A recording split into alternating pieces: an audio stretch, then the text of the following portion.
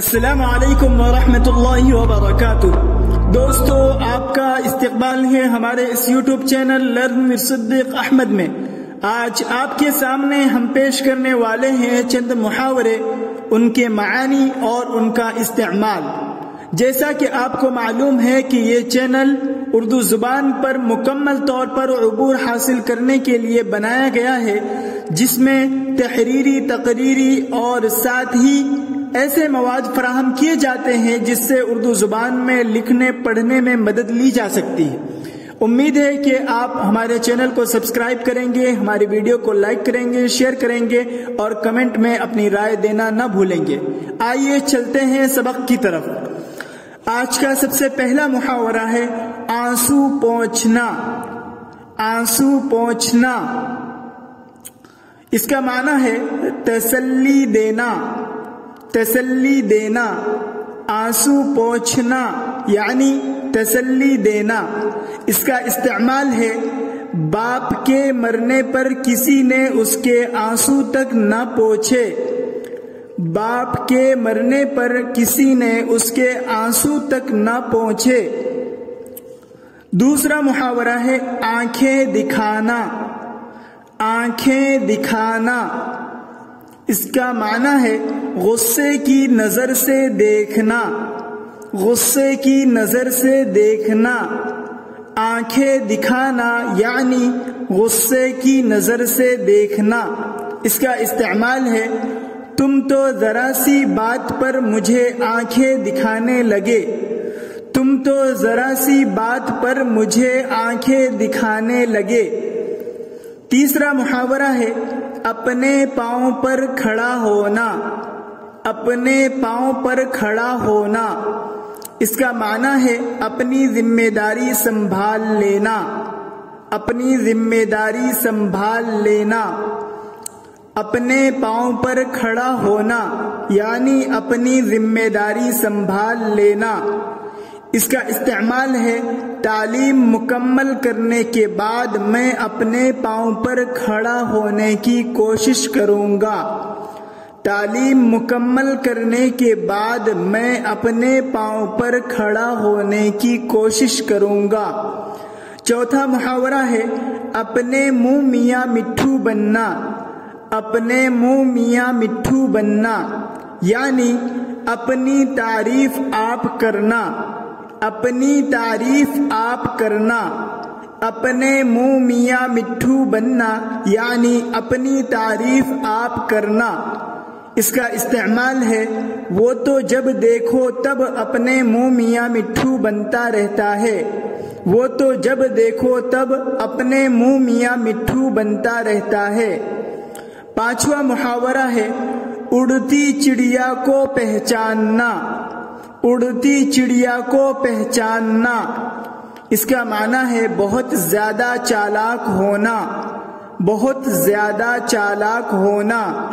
اڑتی چڑیا کو پہچاننا یعنی بہت زیادہ چالاک ہونا۔ اس کا استعمال ہے وہ تو اڑتی چڑیا پہچان لیتا ہے، وہ تو اڑتی چڑیا پہچان لیتا ہے۔ اگلا چھٹا محاورہ ہے اپنا سا منہ لے کر رہ جانا۔ اپنا سا منہ لے کر رہ جانا یعنی شرمندہ ہو جانا۔ اپنا سا منہ لے کر رہ جانا یعنی شرمندہ ہو جانا۔ تمہاری اس کا استعمال ہے تمہاری حرکتوں کی وجہ سے میں اپنا سا منہ لے کر رہ گیا۔ تمہاری حرکتوں کی وجہ سے میں اپنا سا منہ لے کر رہ گیا۔ لیکن اس کا دوسری طرح بھی استعمال ہوتا ہے، اپنا سا تو نہیں بلکہ اتنا سا منہ لے کر رہ جانا، اس میں استعمال ہوتا ہے، یعنی تمہاری حرکتوں کی وجہ سے میں اتنا سا منہ لے کر رہ گیا۔ اس کا استعمال اس طریقے سے بھی ہوتا ہے۔ نمبر 6، چھٹا محاورہ ہے آنکھوں میں دھول جھونکنا۔ آنکھوں میں دھول جھونکنا یعنی دھوکہ دینا، دھوکہ دینا۔ آنکھوں میں دھول جھونکنا یعنی دھوکہ دینا۔ اس کا استعمال ہے نٹور لال نے دنیا جہاں کی آنکھوں میں دھول دھول جھونک دی، نٹور لال نے دنیا جہاں کی آنکھوں میں دھول جھونک دی۔ اس کے بعد 8واں محاورہ ہے آسمان پر دماغ ہونا، آسمان پر دماغ ہونا، اس کا معنی ہے مغرور ہونا، مغرور ہونا۔ آسمان پر دماغ ہونا یعنی مغرور ہونا، اس کا استعمال ہے آج کل اس کا دماغ آسمان پر ہے، آج کل اس کا دماغ آسمان پر ہے۔ اس کے بعد اگلا محاورہ ہے آنکھوں پر پردہ پڑ جانا، آنکھوں پر پردہ پڑ جانا، اس کا معنی ہے دھوکہ کھانا، دھوکہ کھانا۔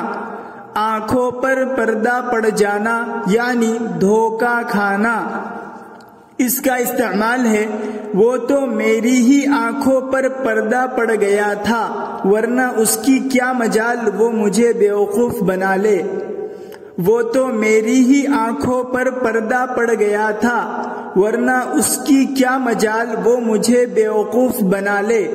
اگلا محاورہ ہے اس کان سننا اس کان سے اڑانا، اس کان سننا اس کان سے اڑانا یعنی دھیان نہ دینا، دھیان نہ دینا۔